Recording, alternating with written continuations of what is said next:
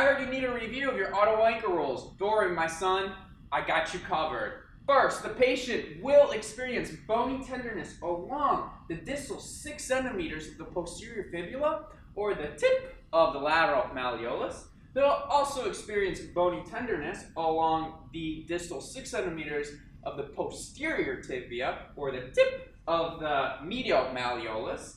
Bony tenderness will also be present on the base of the fifth mech, as well as the navicular.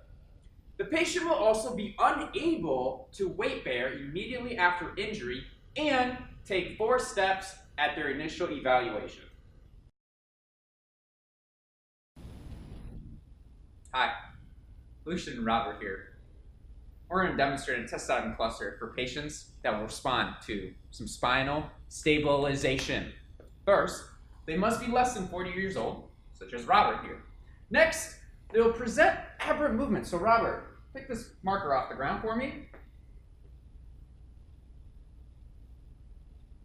Okay, excellent. Next, I'm going to have you lay with your back onto the table here. And we're going to see if the straight leg raise is greater than 91 degrees.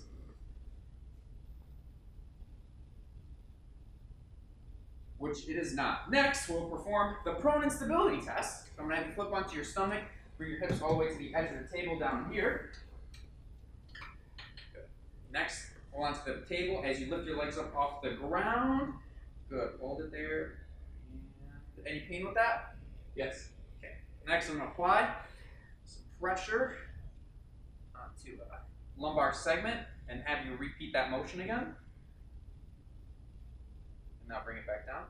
Was it better, worse, or the same? Better. So positive prone instability test.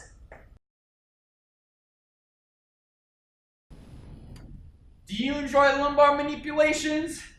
We sure do, and boy, do we have a test item cluster for you today on patients that will respond to some spinal manipulation. First, their duration of pain must be less than 16 days. They also must have an FABQ score of less than 19. Robert, do you have any symptoms distal to this knee? No. Okay. They also must have greater than 35 degrees of an internal rotation on just one hip. So we'll measure that right now. Robert, can you bring that hip or leg out towards me? Good. Excellent. And next, we're going to check for hypomobility in their lumbar spine.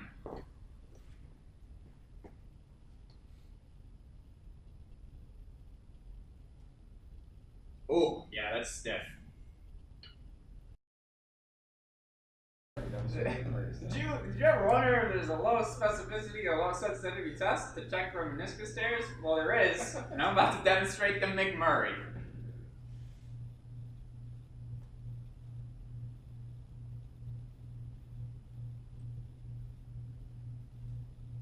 Test is negative, as there is no copying, clicking, or pain in the patient. Ever wonder how you can test your friend's ACL? Well, I'll be demonstrating the George sign.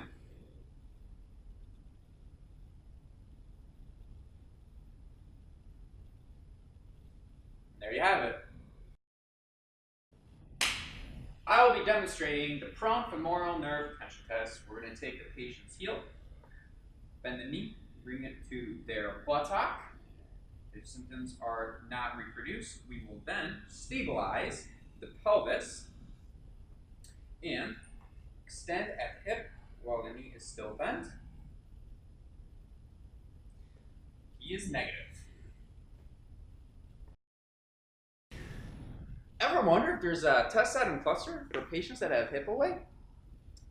Well, there is. First, squatting is aggravating. Ouch. Second, active hip flexion causes lateral pain. Ouch. Active hip extension causes hip pain. Ouch. Good. Next, I'm going to have you lie flat on your back on this table for me.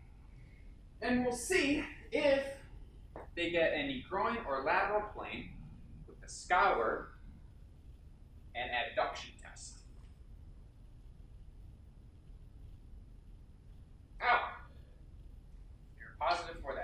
I'm going to have them flip over onto their stomach and see if they have less than 25 degrees of hip internal rotation. Okay, so point this foot up towards the ceiling like so. And when you're ready, I want you to kick it out to the side.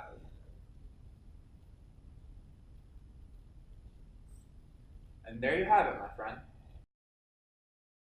I will demonstrate the hip scour test, aka the quadrant test, aka the scouring test.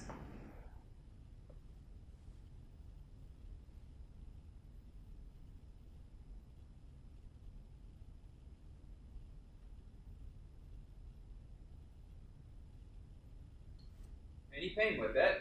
Yes. Test is positive. FABER. What does that spell? FABER Test.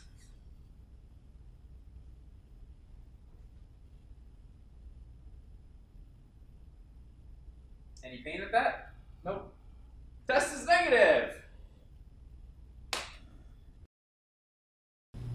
To differentially diagnose gluteal hamstring weakness versus an S1 radiculopathy, a patient with an S1 radiculopathy will present with diminished sensation along the S1 dermatonal pattern, which is along the lateral portion of the foot, lateral portion of the calf, posterior lateral portion of the thigh, and up through the buttock. The patient will present with weakness in S1 dermatonal pattern, such as the ankle plantar flexors.